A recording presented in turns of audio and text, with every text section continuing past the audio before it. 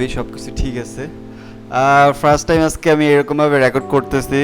So কী অবস্থা সবার, কেমন আছেন আপনারা? আশা করছি আপনারা অনেক ভালো আছেন।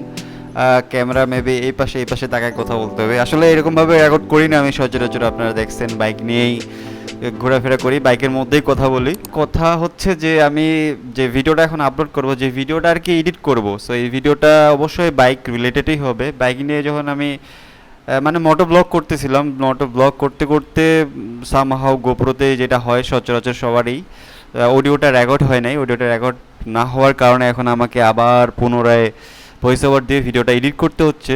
সো আজকের যে ভিডিও টপিক সেটা হচ্ছে যে আমি আমার বাইকের মাইলেজ আসলে কিভাবে বেশি পাই, তারপরে হচ্ছে বাইকের মাইলেজ কিভাবে বাড়ানো যায়, বৃদ্ধি করা যায়, ধরে রাখা যায়। সো সেইটা নিয়ে আজকে মূলত আমরা কথা বলবো। সো চলেন রাইড করতে করতে কথা বলি। আসলে এরকমভাবে বসে কথা বলার হ্যাবিটটা নাই, কথা বের হচ্ছে না। রাইড করতে করতে অটোমেটিক কথা বের হয়ে যায় আমার। সো চলেন আমরা রাইডিংয়ে চলে যাই। ওকে, আর আজকে আমি এখন যাচ্ছি একটা জায়গায়, একটা কাজে। সো যেতে যেতে খুব ইম্পর্টেন্ট একটা টপিক নিয়ে আজকে কথা হবে। সো ভিডিওটা সবাই শেষ পর্যন্ত দেখবেন, আশা করছি আপনারা অনেক কিছু জানতে পারবেন। সো আজকের ভিডিও টপিক হচ্ছে আমরা আমাদের বাইকের মাইলেজ কিভাবে বৃদ্ধি করতে পারি, আমাদের বাইকের মাইলেজ আমরা কিভাবে বাড়াতে পারি। এটা কি আদৌ সম্ভব? জি ভাই, এটা সম্ভব। আপনার বাইকের মাইলেজ ডিপেন্ড করে আপনার রাইডিংয়ের উপর। আপনি বাইকটা কিভাবে মেনটেন করেন, কিভাবে চালান, কিভাবে রাইড করেন, এটার উপরেই কিন্তু ডিপেন্ড করবে আপনার বাইকের মাইলেজ কেমন পাবেন। এই যে দেখেন রাস্তাঘাটের যে বাজে অবস্থা, এরকম রাস্তাঘাটে যদি রাইড করি তাহলে তো বাইকের আরপিএম, থ্রোটল আপ ডাউন করতে হচ্ছে। সো এইখানে কিন্তু মাইলেজ ড্রপ করবে। কি আর করার, কিচ্ছু করার নাই। ফাঁকা জায়গায় গিয়ে আমরা আরও ডিটেলস আলাপ করতেছি। ওকে, এইটা কোনো মতোভাবে পার হয়ে যাই আমি। আর এই যে দেখেন অটোও যাচ্ছে না, আরেকজন সাপোর্ট দিচ্ছে সাইড থেকে, কি একটা অবস্থা। সো এখন পয়েন্টে আসা যাক। বাইকের মাইলেজ বেশি পাওয়ার যে পূর্ব শর্ত সেটা হচ্ছে সময় মতো বাইক সার্ভিসিং করা। আমরা অনেকেই বাইক শুধু চালাতেই থাকি, সঠিক সময়ে কিন্তু আমরা যত্ন নেই না। এছাড়াও ছোটোখাটো কোনো সমস্যা হলেও খুব বেশি কিন্তু আমরা গুরুত্ব দেই না, যা একদমই কিন্তু করা ঠিক না। অবশ্যই নিয়মিত বাইক সার্ভিসিং আমাদেরকে করতে হবে সঠিক সময়ে। এরপরের যে বিষয়টা, এটা অনেক বেশি গুরুত্বপূর্ণ, আর সেটা হচ্ছে আমরা আমাদের বাইকের যে ফুয়েলটা নেই, হোক সেটা অকটেন বা পেট্রোল, যেটাই ব্যবহার করি না কেন, অবশ্যই স্বনামধন্য ভালো কোনো অথেন্টিক ফিলিং স্টেশন থেকেই কিন্তু এটা আমাদেরকে নিতে হবে। ভালো মানের যদি তেল না ব্যবহার করি আমরা, বিভিন্ন যদি এই যে লোকাল জায়গাগুলো থেকে যদি আমরা তেল নিয়ে বাইক রাইড করি, বাইক চালাই, তাহলে কিন্তু আমাদের দেখবেন যে তেলের ভেজালের জন্য অনেক জায়গায় কিন্তু যারা খোলা যে দোকানগুলো, লোকাল যে দোকানগুলো, এগুলো থেকে তেল কিনলে কিন্তু তেলের মধ্যে ভেজাল থাকে, এটা 100% শিওর। আর এই তেলের ভেজালের জন্যই কিন্তু আমরা আমাদের বাইকের মাইলেজ অবশ্যই কম পাবো। সেই সাথে শুধু মাইলেজ না, আমাদের ইঞ্জিনেরও কিন্তু একটা ক্ষতির সম্ভাবনা থাকে। এর পরের যে বিষয়টা সেটা হচ্ছে আমাদের বাইকের যে টায়ার, এই টায়ারের মধ্যে যে প্রেশারটা, এটা ঠিক আছে কি না। আমরা কিন্তু ওইরকমভাবে তেমন কেউ চেক করে দেখি না, কিন্তু আমাদের উচিত প্রতি মাসে অন্তত একবার করে আমাদের বাইকের যে টায়ার, এই টায়ারের যে প্রেশার, এটা ঠিক আছে কি না সেটা চেক করা। টায়ারের প্রেশার যদি কম থাকে তাহলে কিন্তু মাইলেজ অবশ্যই ড্রপ করবে, ঠিক আছে? যেইটা থাকা উচিত সেটাই থাকতে হবে। এবং এর পরের যে বিষয়টা সেটা হচ্ছে সময় মতো এয়ার ফিল্টার পরিবর্তন করা। আমরা অনেকেই আছি আমাদের বাইকের এয়ার ফিল্টার কিন্তু আমরা সঠিক সময় চেঞ্জ করি না। আমার মতে 4000 থেকে 5000 কিলো রাইড করার পরেই কিন্তু এয়ার ফিল্টারটা পরিবর্তন করা প্রয়োজন। এয়ার ফিল্টারের মধ্যে যদি যে ধুলাবালি বা ময়লা জমে থাকে, বাতাস যদি ঠিক মতো না যাওয়া আসা করে, সো এইখানে কিন্তু আমাদের মাইলেজটা অবশ্যই ড্রপ করবে। হ্যাঁ ভাইয়া, কই যাচ্ছ?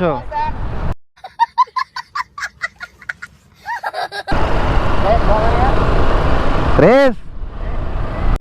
Oh my God! Wow! গাড়িটা বড় হলে দেখা যেত। তাই নাকি? আসলে বিষয়টা অনেক মজার ছিল। এই ছেলেপেলে কোথা থেকে যেন ঠাস করে সামনে চলে আসে, আর ওরা বুঝতে পারছে যে আমি ভিডিও করতেছি। আর এখনকার ছেলেপেলে আসলে ক্যামেরা দেখলেই বুঝে যায়। সো ভালোই হলো, মাঝখানে একটু বিনোদনও পেয়ে গেলাম আমরা। সো এখন চলেন আমরা টপিকে যাই। এর পরের যে বিষয়টা, এইটা আসলে অনেক গুরুত্বপূর্ণ একটা বিষয়। এটা আমি সবসময় মাথায় রেখে বাইক রাইড করি, মানে বাইকটা হাতে নেওয়ার সাথে সাথেই আমি চেক করি। ওকে, আর সেটা হচ্ছে চেনের যে লুপ, বাইকের চেনটা ঠিকমতো লুপ করা আছে কি না, সেই সাথে আপনার বাইকের যে ইঞ্জিন অয়েল, এটাও ঠিকমতো আপনারা পরিবর্তন করেন কি না, এটার উপরেই কিন্তু অনেক কিছু ডিপেন্ড করে। এবং কি সেই সাথে আপনার বাইকের গিয়ার ক্লাচের যে অ্যাডজাস্টমেন্ট, এটাও ঠিক আছে কি না। ঠিক আছে, এগুলো সব কিছু আপনারা যদি মেনটেন করেন ভালোভাবে, মেনটেন করে যদি আপনার বাইকটাকে আপনি রাইড করেন ঠিক মতো, তাহলে অবশ্যই আপনার বাইকের মাইলেজ 100% বৃদ্ধি পাবেই। এরপরের যে বিষয়টা সেটা হচ্ছে বাইক রাইডিংয়ের যে এক্সপার্টিস, লাইক বাইক রাইডিংয়ের যে স্কিলস। এটা অনেকজন আছে অনেক রাফ রাইড করে, অযথা ক্লাস চাপে, যেখানে সেখানে ব্রেক করে, এবং কি আমি দেখছি অনেকজন আবার হাফ ক্লাস ধরে বাইক রাইড করে।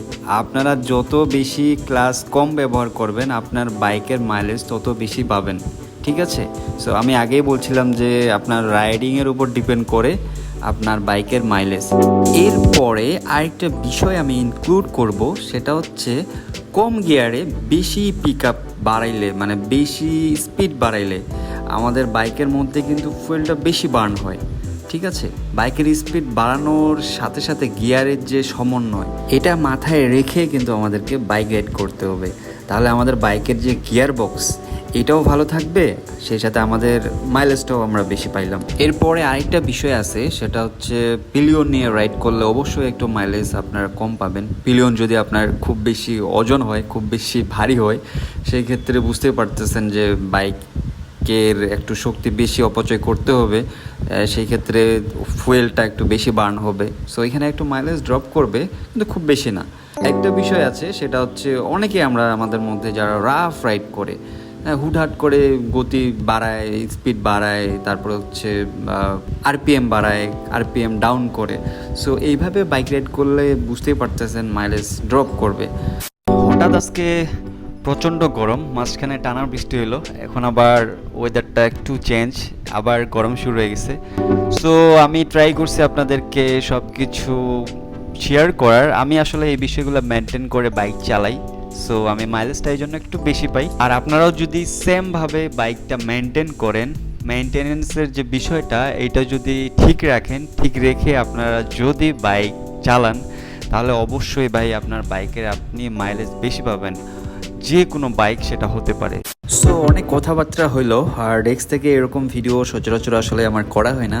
এখন থেকে ট্রাই করব। যদি আপনাদের ভালো লাগে অবশ্যই জানাবেন যে এরকমভাবে ভিডিও করাটা আমার ঠিক হবে কিনা বা কেমন লাগতেছে, অবশ্যই আমাকে জানাবেন কমেন্টে। সো আজকে ভিডিওটা শেষ করতে হবে। নেক্সটে পরবর্তীতে আবারও এমন কোনো টপিক নিয়ে ভেরি সুন ভিডিও নিয়ে আসতেছি। সেই পর্যন্ত অবশ্যই আপনারা ভালো থাকবেন, সুস্থ থাকবেন, এবং অবশ্যই বেশি বেশি লাইক, ফলো এবং শেয়ার করবেন, সাবস্ক্রাইব করবেন, এবং অবশ্যই সেভ রাইড করবেন। ওকে, আল্লাহ হাফেজ। Check the mic and make sure it sound right, boys.